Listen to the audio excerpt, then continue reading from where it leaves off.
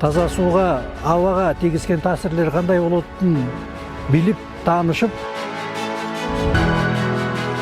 Ар кандай сөздөр көп. 2 жылдан бери угам. Экологияны сакташ эң чоң биринчи эсеп. биздин байлыгыбыз элдин ден соолугу. Вот ошого келгенбиз.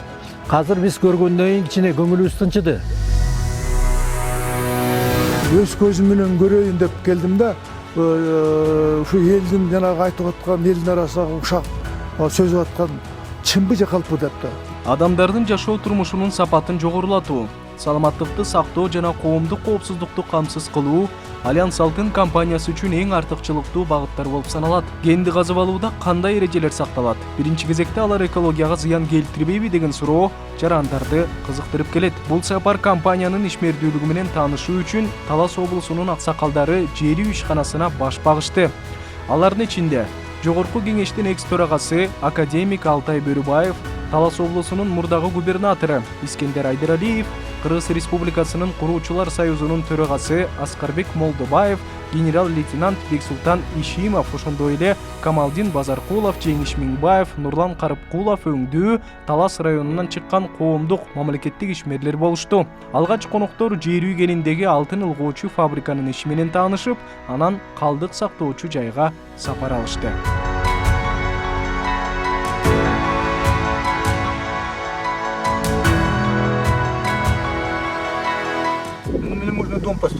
Азыр биз көргөндөн кийин кичине көңүлүбүз тынчыды. Жакшы шарттар болуп атыптыр, коопсуздукка жакшы чаралар көрүлүп атыптыр. Мисалы, Кумтөргө салыштыра турган болсок, ал кендер менен биз абдан жакшы тааныспыз. Аяка суу түрүндө барат. Бияка 20% нымдуулук менен келет экен, дагы анан кийин сактоо технологиясы абдан надежный экен да. Калдыктар сакталып жаткан жайды дагы өз көзүм менен көрүп келдим. Мен баа бергеним жаңы технология колдонулуп жатыптыр. Эң башкысы сапаттуу. Менин жекечи оюм, бул ишкана Талас чергесине, деги эле Кыргызстанга бир гана пайдасын тийгизет.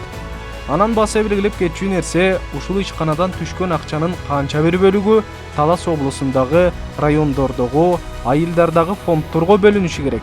Жана бул каражаттар эффективдүү колдонулушу абзел деп ойлойм. Экономикалык жактан элдин турмушун жакшыртуу зарыл. Искендер Айдаралиев алтын ылгоочу фабрикада заманбап технология колдонулуп жатканына баа берди. Айта кетсек, алтынды бөлүп алуудан кийин чыккан калдыктар бир нече коргонуунун баскычынан өтөт. Биринчи кезекте калдык сактоочу жайга жеткичекти заттар жарым-жартылай кургатылып, анан зыянсыздандырылат. Ишкананын кызматкерлери кенде жүргүзүлүп жаткан иштери тууралуу конокторго айтып берип, алдыга койгон максаттары жөнүндө дагы маалымат беришти. Алардын айтымында, компания ушул жылдын аягына чейин 1.709.000 тонна кен казып алууну, 3.996 килограмм тазаланган алтын өндүрүүнү пландап жатышыптыр. Заводдун ишин кырып чыктым. Баардыгы өз технология соблюдать этет экен. Келаткан сырьёнун ташып келгенде кандай дробить этилип, кандай өтүп багы, нормально. Бул эч кандай береме жок экен. Мындай берет. Мен карап көрдүм, труба жок экен. Жанагы чаң чыгып аткан.